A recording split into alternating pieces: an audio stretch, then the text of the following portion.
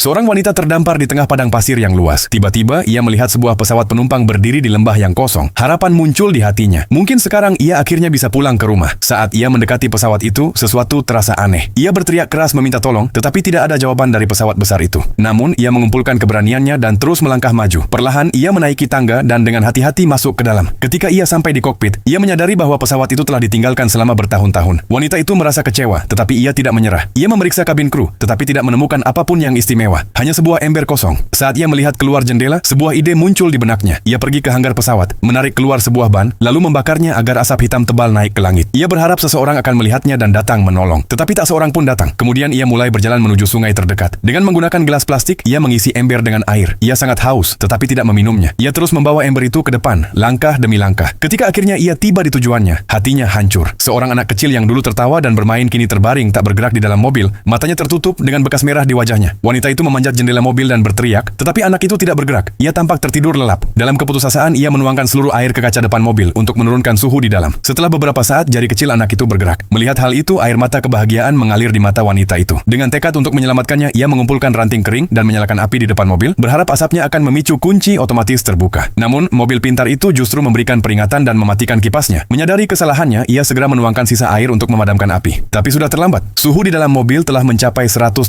derajat. Anak itu kembali kehilangan kesadaran. Wanita itu tidak tahan melihatnya. Ia mengambil kunci pas besar dan mulai memukul mobil. Pertama kap mesin, lalu pegangan pintu. Tetapi mobil itu terlalu kuat. Tidak ada yang terjadi. Hatinya hancur. Tiba-tiba, roda mobil mulai bergerak. Ia mencoba menghentikannya, tetapi terlalu berat. Mobil itu berguling menuju tebing dan hampir jatuh ke jurang dalam. Lalu secara ajaib, sebuah batu kecil tersangkut di roda dan menghentikan mobil tepat di tepi tebing. Kondisi anak itu semakin parah. Wanita itu membuat keputusan yang menyakitkan. Ia melepaskan batu itu dengan kunci pas dan mendorong mobil itu ke arah tebing. Begitu mobil itu miring, sistem keselamatan otomatisnya aktif. Hidrolik menyeimbangkan mobil, dan mobil itu jatuh dengan selamat ke dasar lembah. Wanita itu berlari menuruni lereng, terpeleset tapi tidak berhenti. Saat ia melihat mobil itu selamat, ia terkejut. Mobil itu utuh dan lampu di dekat pegangan pintu menyala. Ia membuka pintu dan mencapai anak itu, yang masih tak sadarkan diri. Hatinya hancur lagi. Ia harus segera pergi ke rumah sakit. Ia masuk ke mobil yang sama dan menekan tombol start. Mesin menyala. Mobil itu bergerak goyah melintasi lembah, tetapi tidak berhenti. Beberapa saat kemudian, ia tiba di rumah sakit. Di sana, anak itu perlahan membuka matanya, dan air mata kebahagiaan mengalir di wajah sang ibu.